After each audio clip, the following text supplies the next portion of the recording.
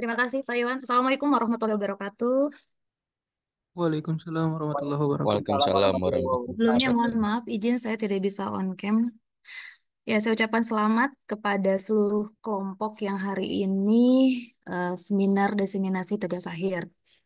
Tentunya hal ini bukan sesuatu yang mudah ya untuk mencapai titik ini. Karena saya tahu kalian kuliah dari awal, dari semester 1, semester 2, semester 3, sampai semester akhir, dan akhirnya kalian menginjak tugas akhir. Bukan sesuatu hal yang mudah tentunya. Banyak sekali ujian, cobaan, dan sebagainya yang tentunya Alhamdulillah berarti teman-teman sudah berhasil nih melewati segala rintangan, cobaan, dan perjuangan selama masa kuliah. Nah, semoga hal ini menjadi motivasi untuk teman-teman semuanya yang belum mengerjakan tugas akhir atau yang akan mengerjakan tugas akhir untuk adik-adik tingkat semuanya. Dan ini sebenarnya bukan dari akhir, tapi merupakan awal teman-teman untuk memasuki babak baru nih. Lulus kuliah, kemudian nanti teman-teman mencari kerja, dan sebagainya. Jadi ini adalah tentunya teman-teman harus lebih semangat lagi, harus lebih bersemangat lagi daripada sebelumnya, karena tentunya teman-teman akan masuk gerbang baru. Ya. Nah, untuk seminar kali ini silakan. Ini ada seminar diseminasi tugas akhir di mana ini adalah tugas akhir teman-teman dari kelompoknya Nazib ya, Pak Iwan ya. Betul dari Ade Alam ketuanya ya, Ade Alam. Ya? Oh, ada Alam ketuanya ya. Ketuanya ada Alam oh, ada Alam ya, ketuanya ada Alam dan kawan-kawan. Di sini diharapkan nanti teman-teman mendeseminasikan hasil tugas akhirnya. Kemudian hasil tugas akhirnya silakan jika teman-teman semuanya yang hadir di sini untuk bertanya, dipersilakan untuk bertanya. Waktunya tidak tidak tidak usah lama-lama, Pak Iwan, kurang lebih 15 menit untuk presentasinya. Semangat teman-teman semuanya, optimis selalu, terima kasih, sukses selalu. Assalamualaikum warahmatullahi wabarakatuh. Waalaikumsalam. Mangga langsung share screen ya untuk teman-teman yang mau masang ini siapa yang ini Ade Alam ya atau siapa? Saya Pak, Oh iya, silakan di eh, Yang share screen ada nanti Bapak Pak Ibu Taman host Rapi atau bisa Rizky. menjadikan siapa? Ade Alam apa siapa? Yang share screen bukan Pak Rapi ada. Oh Rapi udah ya. udah. Oke.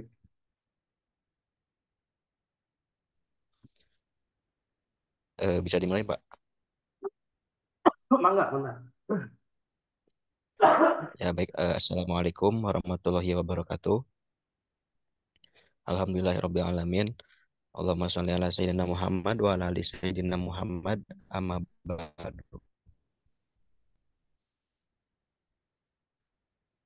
Pertama-tama kami ucapkan kepada yang terhormat Bapak Dekan yang diwakili oleh Ibu Rahmi, kemudian Ibu Kaprodi, Ibu Rafika, kemudian dosen wali kami yaitu Ibu Noneng Nurhayani, juga kepada yang terhormat yang hari ini menjadi supervisor sekaligus pembimbing kami yaitu Bapak Iwan Satrio Nugroho. Yang mana izinkan kami untuk memaparkan hasil penelitian kami tentang analysis of quality control in clothing production using SQC, statistical quality control, and 5W plus 1H method to minimize defective product at CP7 Pusaka Tala. Selanjutnya, untuk pembahasan pertama akan disampaikan oleh rekan saya di next.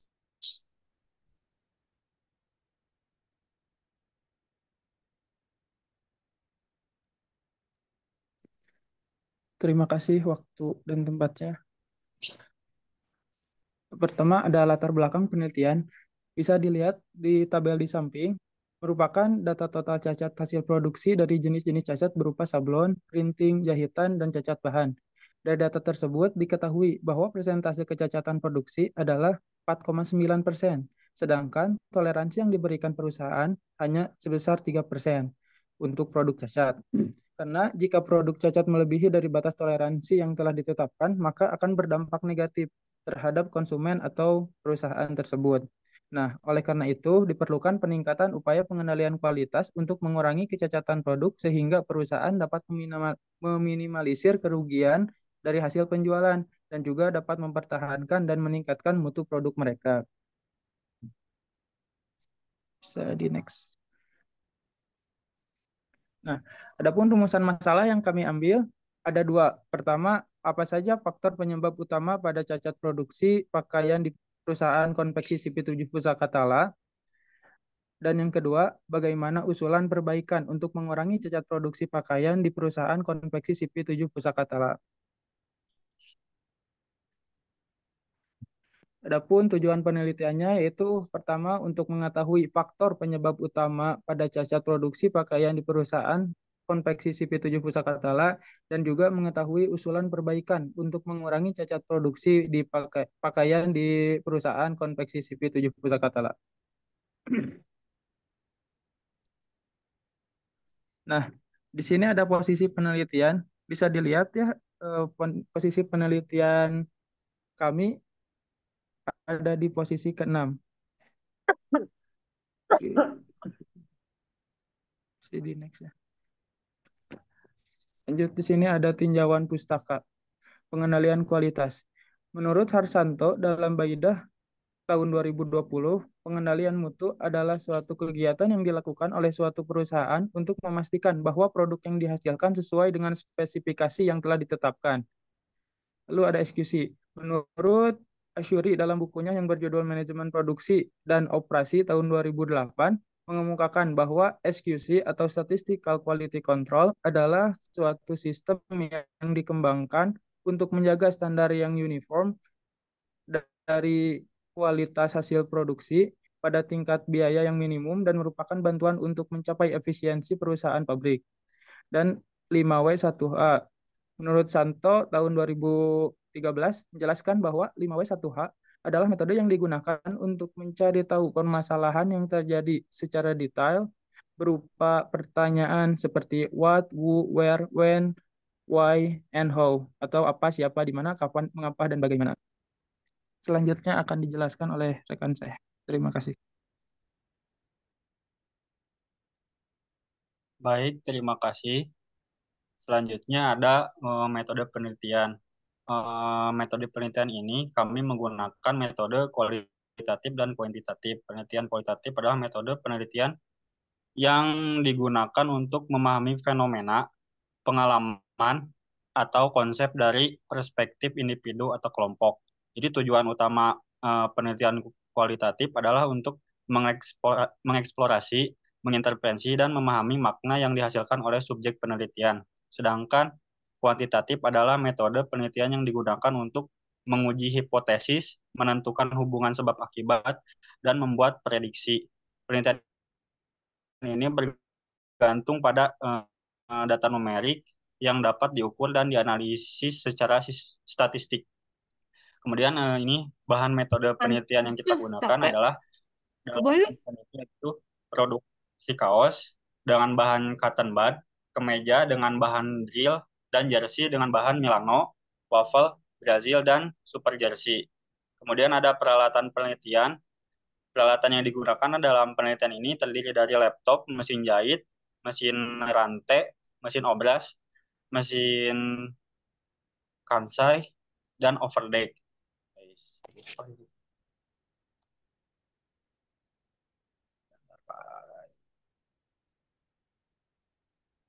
Kemudian ada posisi penelitian.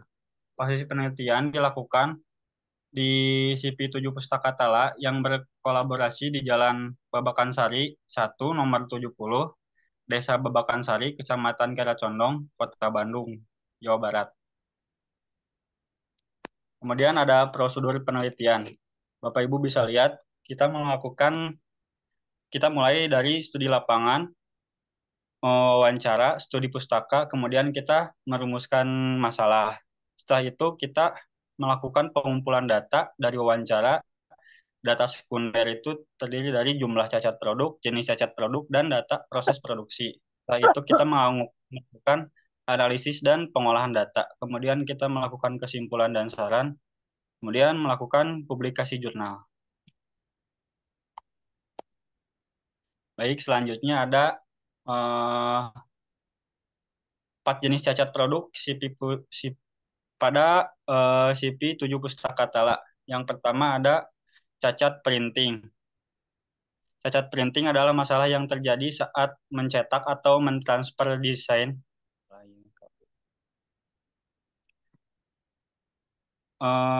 Bentar, Pak. Salah. Oke.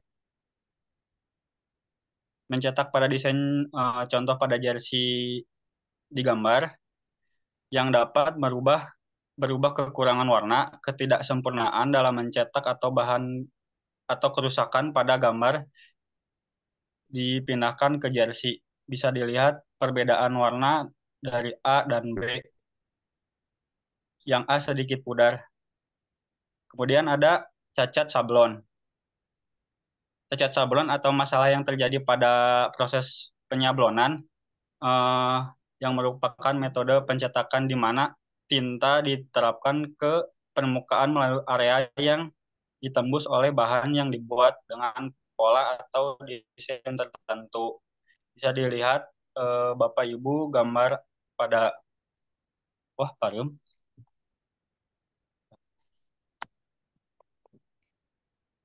Serius parum. Bentar. Saya screen-nya mati ya, Pak.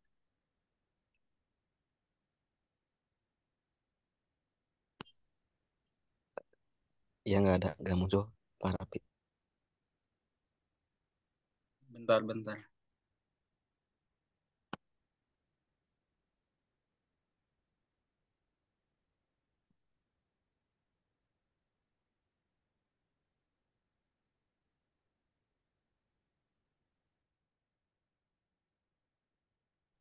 Tadi lebih baik.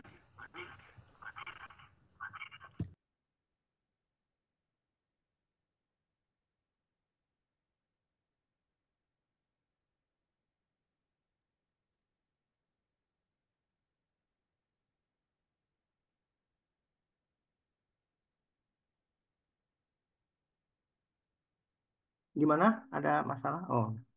Ya sudah.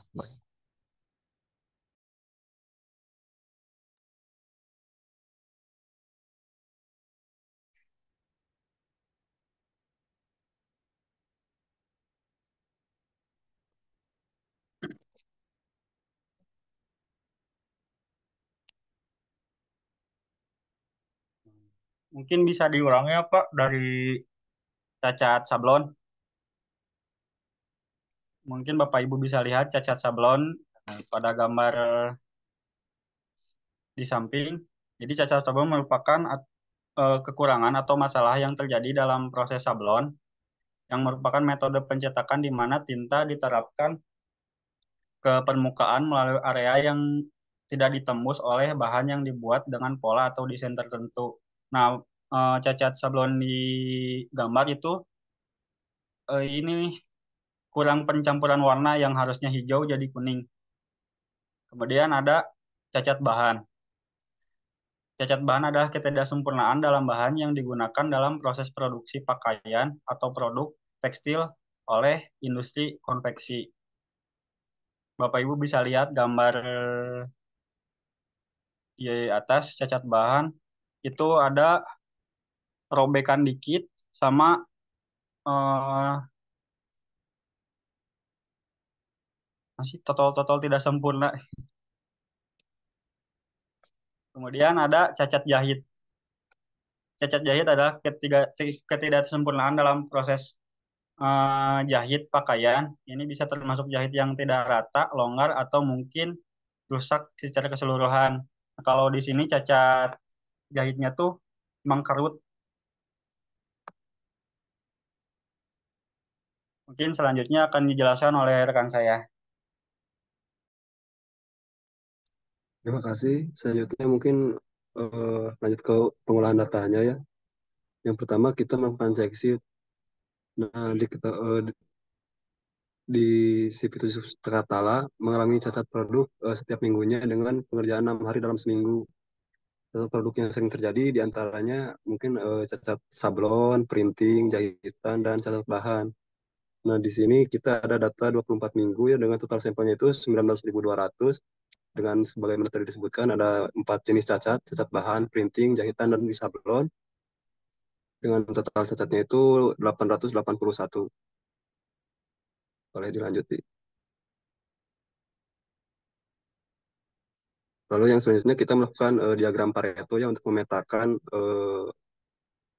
tingkatan gitu dari 4 cacat ini mana yang paling tinggi gitu. Nah, setelah dibuatkan untuk urutan pertama itu ada cacat printing dengan 408 unit, ada sablon 219, cacat bahan 184, lalu jahitan 70 unit untuk setiap cacatnya. Selanjutnya ada kita melakukan peta kendali. Nah, berdasarkan gambar di atas gitu ya yang peta kendali dapat disimpulkan pada peta kendali bahwa selama 12 minggu terdapat 3 minggu jumlah cacat produk melebihi batas kendali atas atau UCL, yaitu minggu pertama, kedua, keenam, 13, 14, dan 18. Selanjutnya posisi yang melebihi garis LCL terdapat 1 minggu yang melebihi garis yaitu minggu ke 12 dan 24. Selanjutnya akan disampaikan oleh Saudara Najib. Terima kasih kepada Saudara Saiful Alam. Selanjutnya yaitu mengenai diagram sebab akibat cacat printing. Di sini boleh kita ketahui ada lima sebab ya.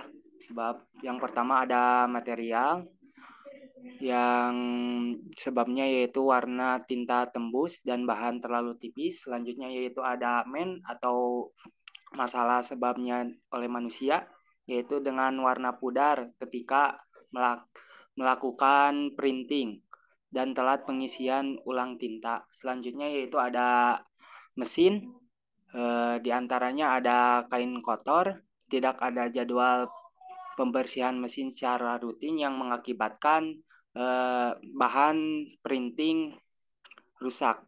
Selanjutnya itu ada hasil printing yang berbayang karena tidak dibersihkannya mesin untuk printing.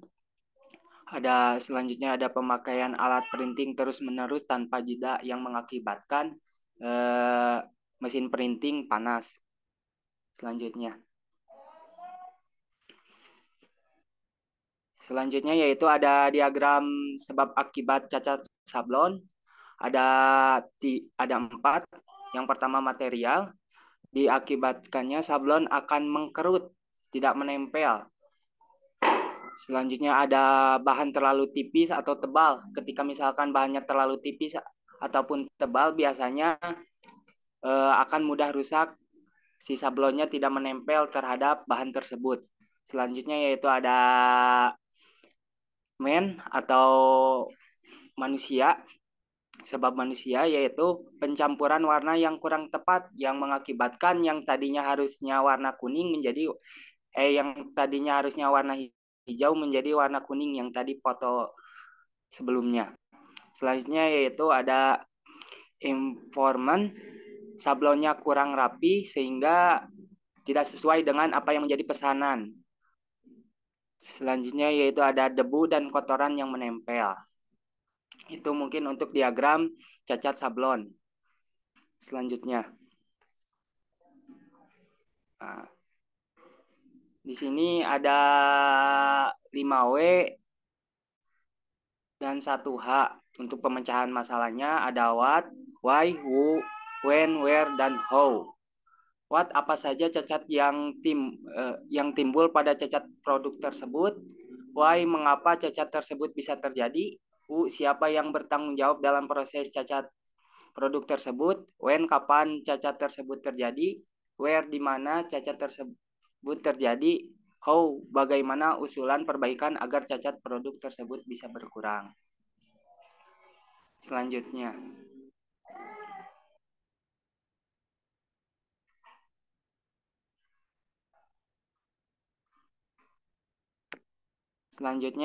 ada cacat printing.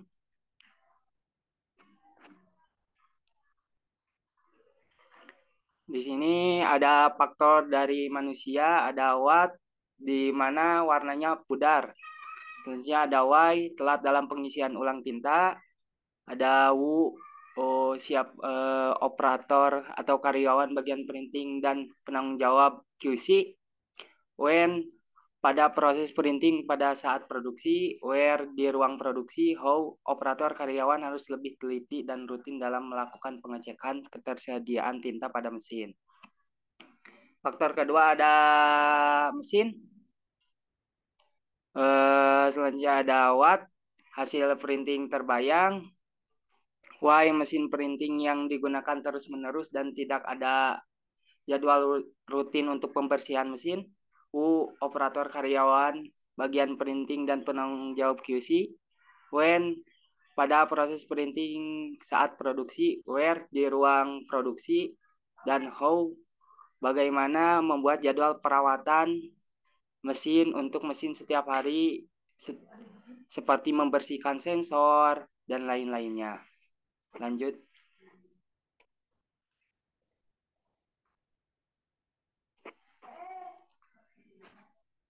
Nah, yang selanjutnya yaitu cacat printing pada material. Ada what,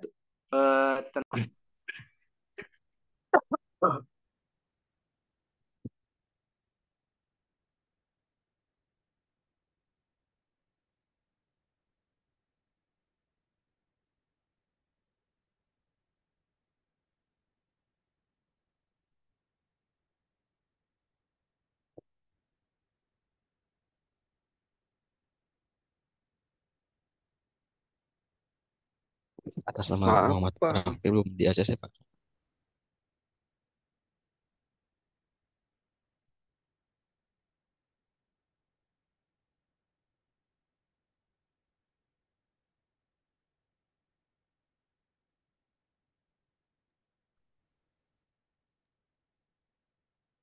Saya screennya di Muhammad Rafi, Pak. Belum di ACC.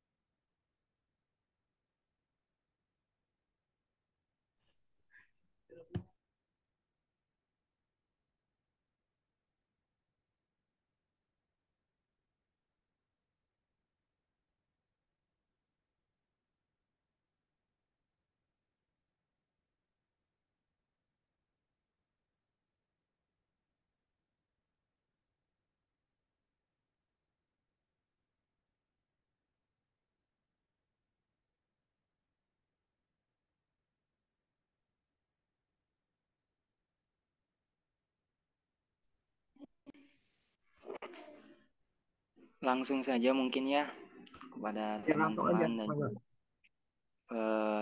para dosen. Mungkin ada gangguan sedikit barusan. Selanjutnya yaitu ada cacat printing yang dimana ada what, the faktor material, tentang what, yaitu tentang warna tinta tembus. Why, bahan kain yang terlalu tipis ini mengakibatkan cacat printing juga. Selanjutnya yaitu operator atau karyawan bagian printing dan bagian casting. When, di mana proses biasanya itu terjadi di proses printing saat produksi.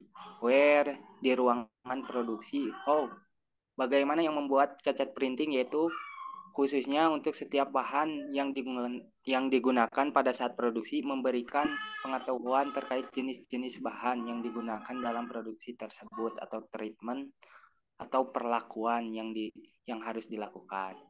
Selanjutnya yaitu ada cacat sablon yang akan disampaikan oleh Saudara Ade Alam.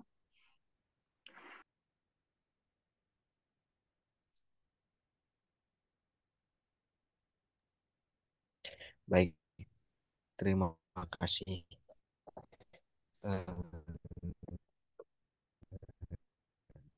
Saudara Najib, selanjutnya mengenai jasa sablon, eh, faktor main atau manusia yang pertama, apa yang menjadi penyebab cacat sablon? Yang pertama itu what?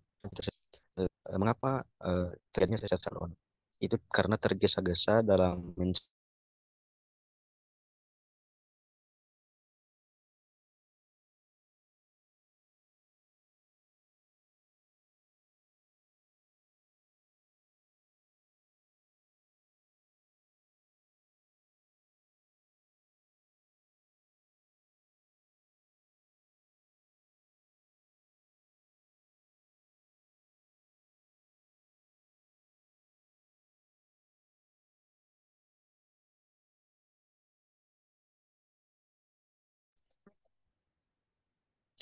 itu karena tidak tergesa-gesa dalam mencampurkan warna atau karena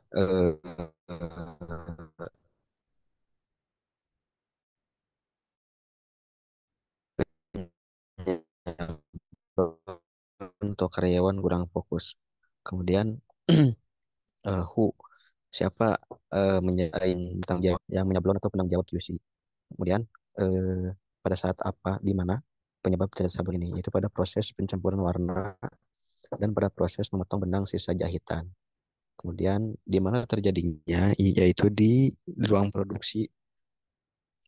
Kemudian bagaimana solusinya agar cacat sablon ini bisa diminimalisir, yaitu karyawan harus mencatat takaran cat dan pada saat proses pencampuran warna agar warnanya tetap konsisten, tidak ada perubahan, dan memberi waktu istirahat sejenak, kisaran 5 menit untuk mengembalikan fokus dan konsentrasi saat bekerja.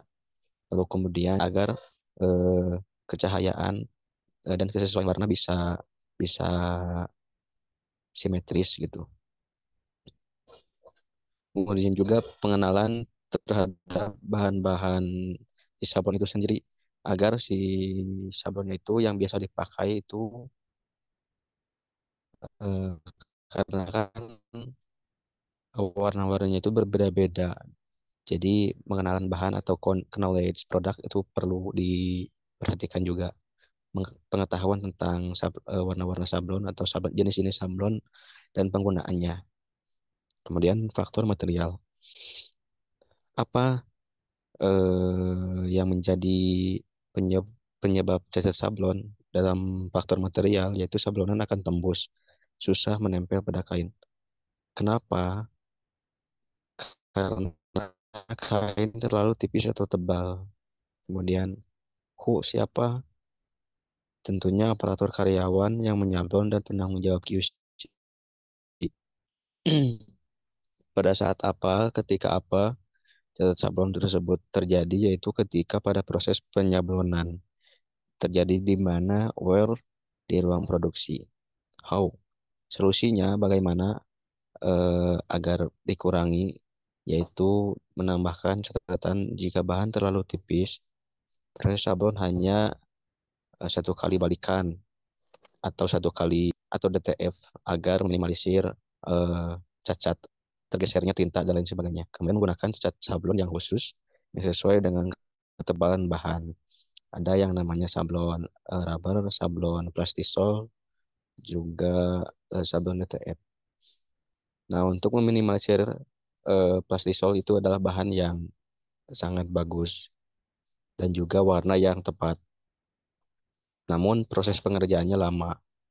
Jadi tapi kualitasnya menjamin gitu. Nah, namun ada solusi lain yaitu menggunakan sabun DTF atau sabun press. Ini pengerjaan warna eh, bisa tepat, tidak 100% tapi lumayan tepat sesuai dengan keinginan customer. Pengerjaan juga cepat, namun eh, biasanya sabun ETF itu jika dipakai terlalu sering akan memberikan catatan agar pemesanan bahan menggunakan ketebalan tertentu agar proses penyablonan lebih mudah. Itu koordinasi atau komunikasi antara pihak sablon, produksi, juga dengan purchasing atau pihak bagian pembelian bahan-bahan. Di next.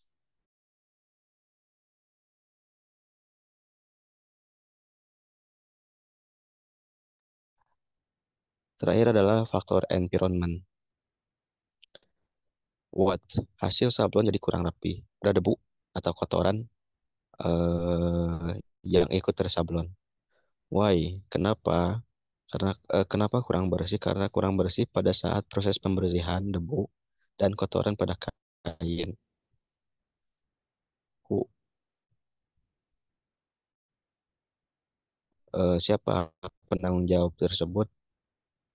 Yang bertanggung jawab atas ketika tersebut adalah operator, karyawan yang menyablon, dan penanggung jawab QC. Ketika saat apa? When? Ketika saat pada proses penyablonan. Where? Di mana? Di ruang produksi tentunya. Menjadi lebih terang agar pekerja lebih nyaman dan teliti saat proses penyablonan atau pencampuran warna. Bisa di next.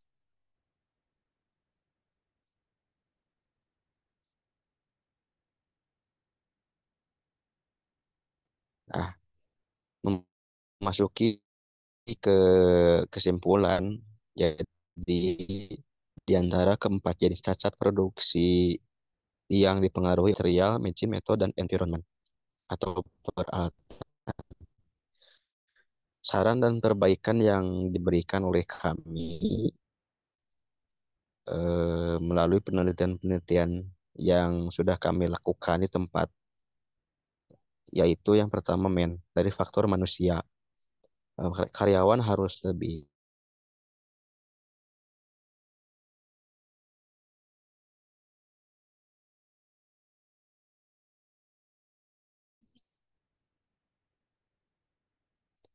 ya karyawan harus lebih teliti dan rutin dalam pengecekan. Oh, hilang ya.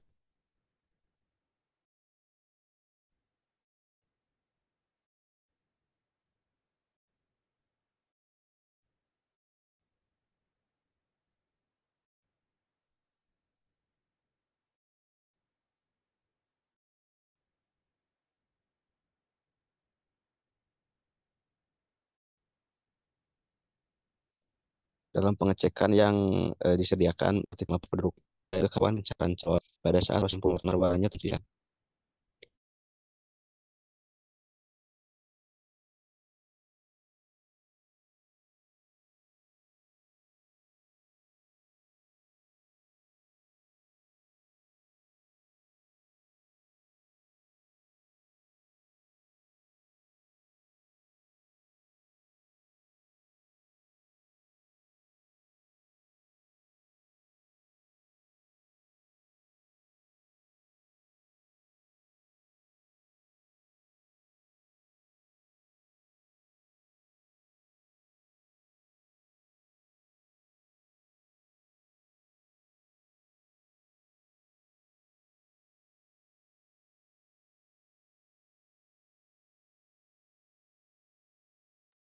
Eh, Mohon maaf ya untuk ada alam terkendala jaringan. Mungkin untuk kesimpulan dilanjutkan sama saya, dimulai dari awal gitu supaya lebih jelas. Untuk kesimpulan, di antara keempat jenis cat produksi dipengaruhi oleh beberapa faktor utama, yaitu faktor material, mesin, metode, dan environment.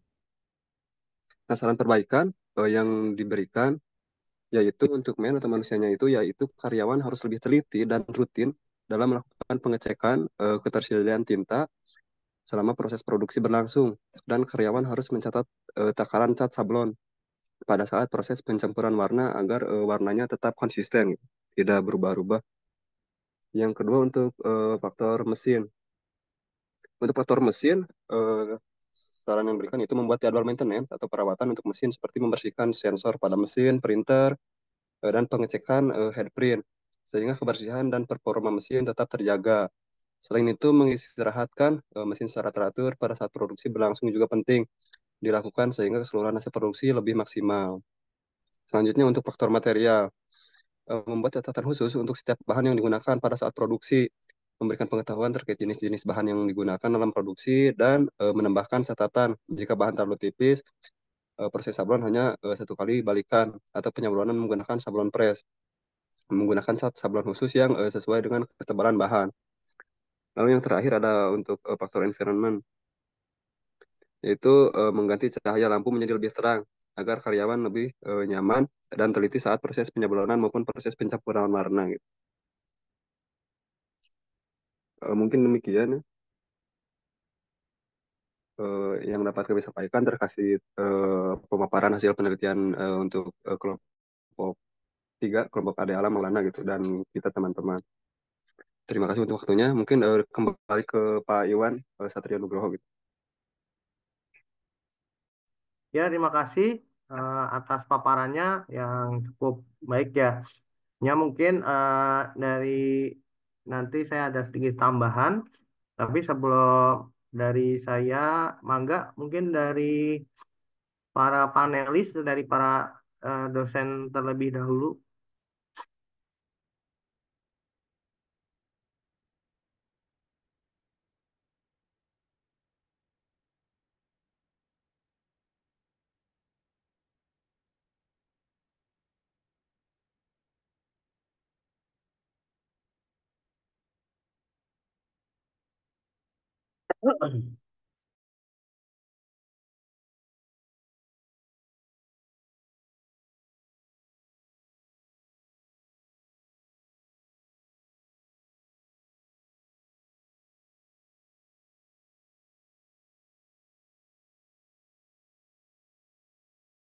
Dari teman-teman dulu,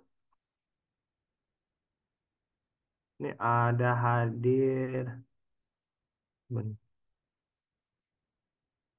Teh Mega. Mungkin dari Teh Mega ada masukan atau ada pertanyaan atau apa dari mangga Teh.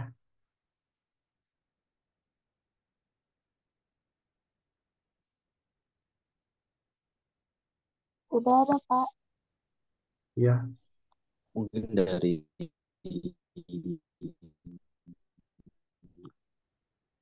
perwakilan dosen Pak, ada pertanyaan. perwakilan dosen lagi ini ya, ibadah sibuk.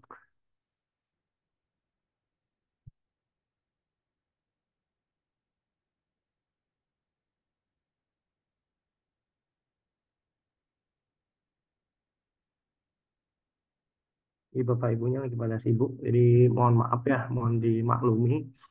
Memang kesibukannya memang sangat luar biasa ya, jadi harus mohon dimaklumi. Kalau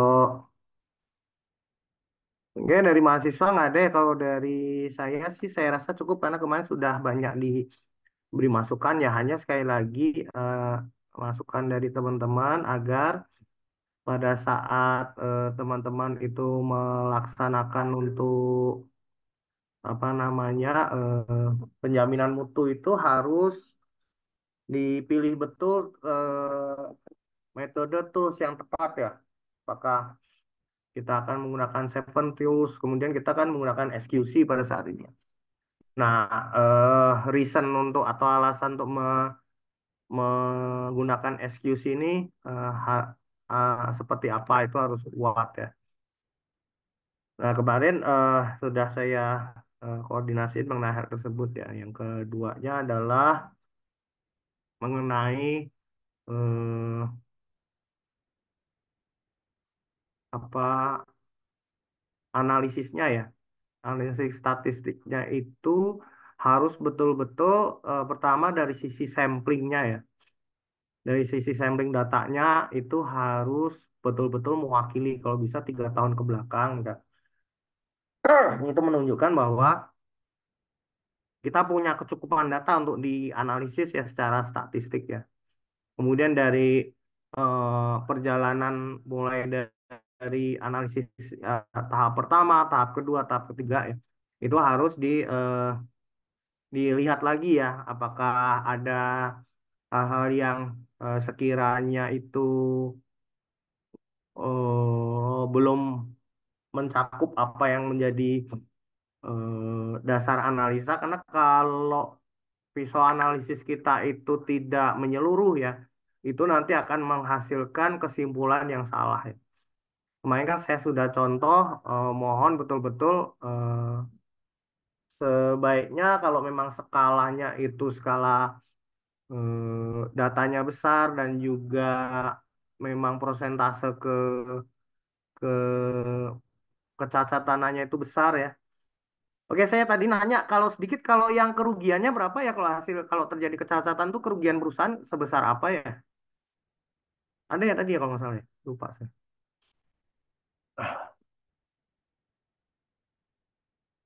Halo,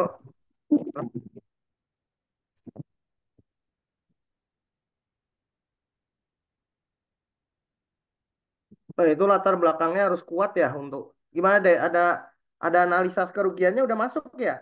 Kemarin saya kayak udah deh saya ngecek. Halo, halo Dek. Analisa kerugiannya udah masuk ya? Coba ditampilin.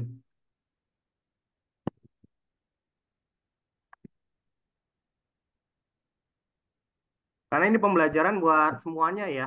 Jadi eh, dalam sebuah penelitian itu latar belakang sangat penting ya. Latar belakang itu sangat penting. Jadi jangan sampai apa yang kita angkat itu tidak menunjukkan ini ya. Kecacatan 4,9. Sementara toleransinya adalah sebesar eh,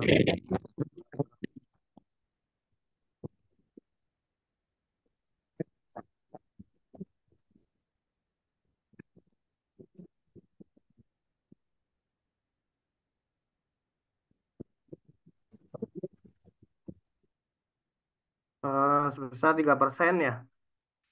Itu jelas menjadi apa namanya eh, menjadi hambatan. Kalau kerugian perusahaan yang 3% itu nggak ada ya?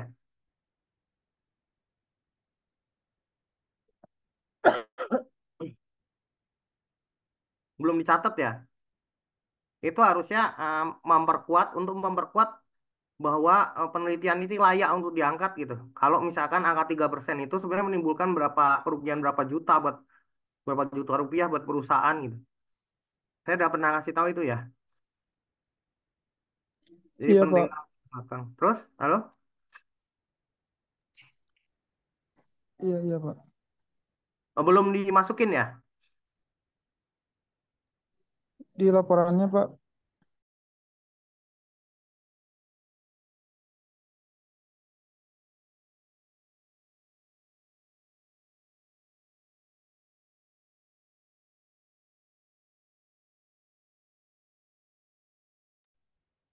Eh, mungkin untuk di PPT ini tidak tercantum ya, Pak, tapi untuk di laporannya ada lengkap, Pak.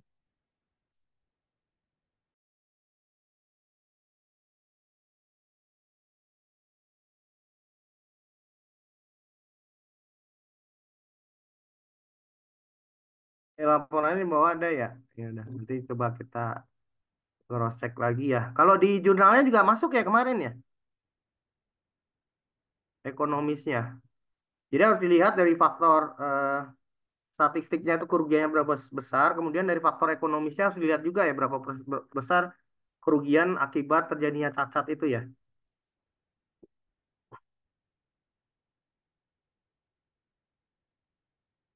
Halo? Iya, Pak. Iya, Pak. Setelah itu urutan tuh eksekusinya pakai seven tools atau 5 ya? Toolsnya jadinya 5 ya? Iya, Pak. Pakai sebagian sepentul. Oh, tadi apa sebagian seven toolsnya apa? Pakai check sheet, Oh, check Pareto. sheet pakai ya? Pareto Iya, pakai. pakai Oh, diagram histogram enggak ya? Dali. Mm. Beta kendali ya? Sama Fishbone. Oh, fishbone, oke. Fishbone-nya yang terakhir tolong ditunjukin lagi. Ini saya ceritain sedikit. Coba. Itu tolong ada keterkaitan ya antara oh, antara check sheet, kemudian dengan kalau misalkan ada histogram, kemudian Pareto-nya dan juga eh, ini ya. Yang di atas apa cacat printing ya? Di atas apa? Cacat printing, Pak. Ini paling atas ini ya. Ya, Lalu coba peta kendalinya gimana bacanya? kalau peta kendali itu untuk keseluruhan, Pak. Ini peta Jadi kendali apa ini? peta Ada kendali berapa jenis peta? keseluruhan, Hah? peta kendali untuk keseluruhan cacatnya, Pak. Iya, peta kendali ada berapa jenis? 4. Oh, ini pakai yang peta kendali mana? Yang yang semuanya, Pak, yang apa? Cacat bahan, cacat sablon, printing, semuanya. Jadi yang mendominasi itu printing sama sablon. Oh. Kan peta kendali ada apa aja 4 itu? Ada printing, Ada bikin sablon. peta kendali P ya, P chart ya. Oh, iya. Ada NP. Ini pakai pecat. Hah? Ini pakainya yang P, Pak. Oh, yang P. Nah, itu harus ditulis ya. Ini menggunakan peta kendali P gitu. Mengapa menggunakan peta kendali P?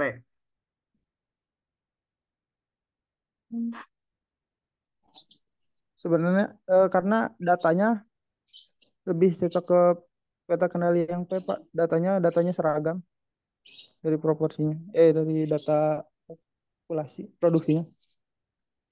Oh. Padahal ngomongin jumlah juga ya. Sebenarnya jumlah, kalau jumlah peta kendali NP bisa juga ya. Jumlah yang defek. Iya, Pak, soalnya hasilnya sama, udah dihitung juga, udah nyobain pakai rumus yang NP, hasilnya emang sama. Oh. Oke, itu hati-hati ya. Mana yang menggunakan P, mana kapan menggunakan NP, kapan menggunakan C. Itu hati-hati ya teman-teman. Nanti yang pas apa namanya. Dan bedanya harus tahu ya. Bedanya antara kapan digunakannya P, NP, kemudian C, dan juga yang U ya. Peta kendali U, peta kendali P, NP, eh, C, dan U. Nah, itu kapan digunainnya itu harus harus jelas batasnya dan mengapa memilih P itu harus jelas ya batasnya. Kemudian urutan dari setiap aspek statistik itu harus jelas ya.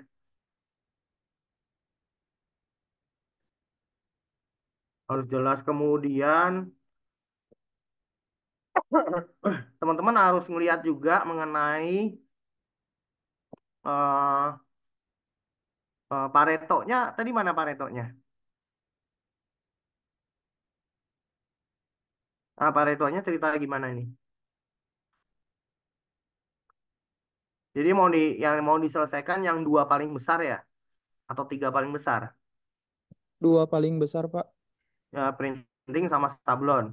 Ya, Nah, terus setelah sebenarnya cacat bahan ini juga termasuk besar ya. Jadi kalau ngambil Pareto dijumlah dulu total karena Pareto tuh 20-80 ya. Bagaimana kita melihat proporsi 80% dari eh, 100%. Jadi cukup kita menyelesaikan 20% permasalahan itu 20% permasalahan itu mana yang berimbas terhadap 80% dampak ya, efek. Nah, itu eh, yang disebut Pareto. Jadi kita hanya mengerjakan yang 20% dari seluruh pekerjaan, tapi 20% pekerjaan itu kita pilih yang prioritas yang akan memberi dampak terhadap 80% secara keseluruhan gitu. Oke ya. Oke. baik, Pak. Oke. Terus yang apa sih namanya? Eh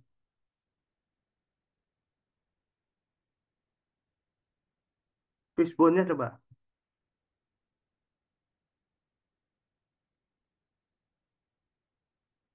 Nah, ini harusnya dipisah ya. Oh ini yang cacat printing. Kan diambilnya ada dua ya, cacat printing sama sablon. Iya Pak, ada dua. Jadi bikin dua fishbone.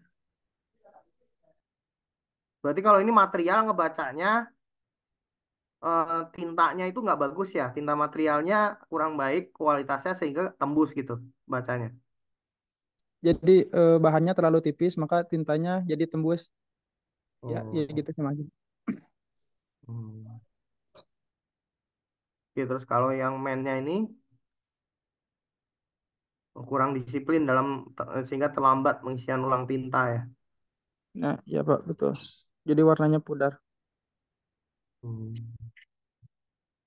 Terus kalau ini mesinnya, ini ini harusnya jelasin ya, ini di stasiun kerja apa, nih di stasiun kerja apa ya. Pengisian ulang tintanya di printing ya, stasiun kerja printing ya. Iya Pak, Kalau ini juga sama sebenarnya. di mesin.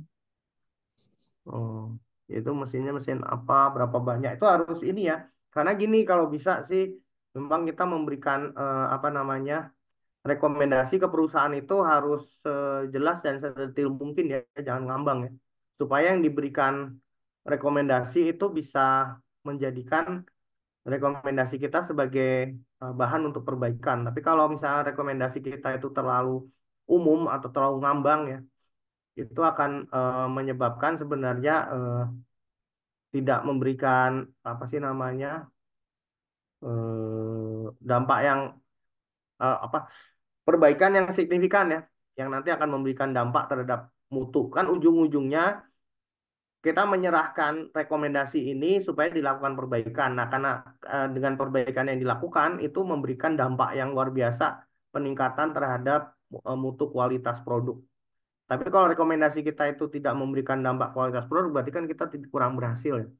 Nah, itu yang harus teman-teman harus apa pikirkan. Ini kalau kan paling nggak ada 4M ya. Main material, metode ya. Metodenya nggak ada masalah ya. Untuk di metode yang printing nggak ada masalah Pak, aman. Nah, metode itu salah satunya harus ada standar ya, atau buku acuan atau SOP. Ada SOP-nya udah, punya buku SOP Iya, di karena sudah printing. sesuai dengan SOP. Enggak, maksudnya di printing ada buku SOP-nya, tersedia SOP. Ada Pak. Hmm. Ya udah, berarti metode nggak masalah berarti ya gitu ya. Main material, metode mesin.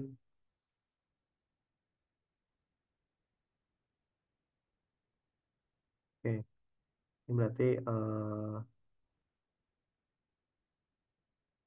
ini mesin termasuk tools di dalamnya ya. Oke, kalau menurut saya sih itu aja sih. Hati-hati teman-teman nanti dan pembelajaran buat tim lain yang nanti akan melaksanakan apa penelitian dan juga tugas akhir yang memang berbasis kepada manajemen mutu atau manajemen kualitas. Saya pikir sampai di situ mari dari saya tutup. Terima kasih teman-teman sudah melaksanakan tugas dengan sangat baik dari awal sampai akhir. Dari saya sebagai pembimbing juga mohon maaf jika selama melaksanakan proses pembimbingan ada kekurangan atau ada kesalahan atau ada kekurangan selama menjalankan tugas. Eh, Sebelum kita tutup, mari kita bersama-sama membaca Alhamdulillah. Alhamdulillahirabbil alamin. Alhamdulillahirobbilalamin. Semua sudah tuntas ya. Nanti untuk administrasi silahkan ke Prodi, dan jika ada administrasi yang ke saya sebagai pembimbing nanti bisa kita saling koordinasi ya. Laporan segala macam mohon dilengkapi ya, karena itu bahan sebagai bahan ini. Dan untuk khusus saya mohon laporannya modelnya adalah model ini ya, model apa sih namanya?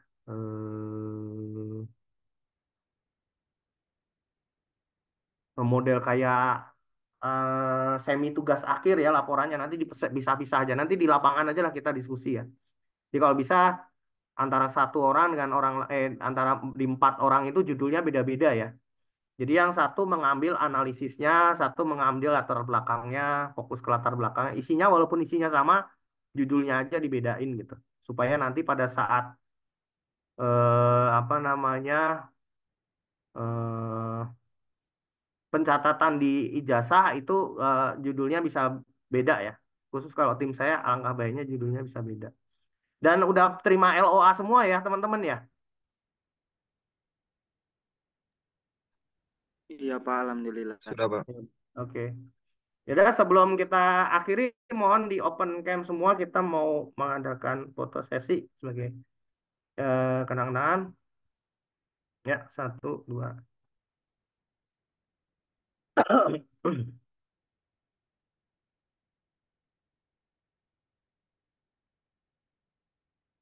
Lagi ya.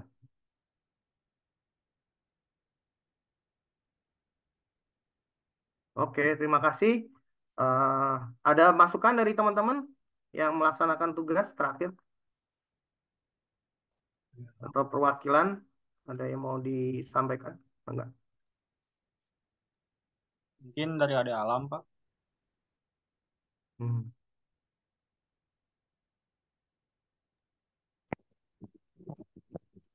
Paling nanti Pak Sekarang pukul 11.11. pembelajaran kami juga gitu. Oh ya, oke. Kalau nggak ada, terima kasih atas kehadiran teman-teman. Wabillahi taufiq wal hidayah. Wassalamualaikum warahmatullahi wabarakatuh. Selamat dan sukses ya, teman-teman. Sekali lagi, terima kasih banyak dan mohon ini menjadi penyemangat buat kita semua untuk berkarya lebih, dan ini adalah awal dari perjuangan berikutnya untuk teman-teman meniti karir di dan juga berwirausaha di kehidupan berikutnya. Semoga teman-teman semakin sukses menapaki kehidupan berikutnya setelah lulus ya. Minta. Ya. Terima Baik, kasih. Mohon izin ya dari teman-teman dari eh, Ibu Tendik, Bapak Tendik dan Ibu Tendik, dan juga dari Prodi, izin saya akhirin ya. Terima kasih. Wabillahi taufiq wal hidayah. Wassalamualaikum warahmatullahi wabarakatuh. Assalamualaikum warahmatullahi wabarakatuh. Terima kasih banyak, Pak. terima kasih banyak.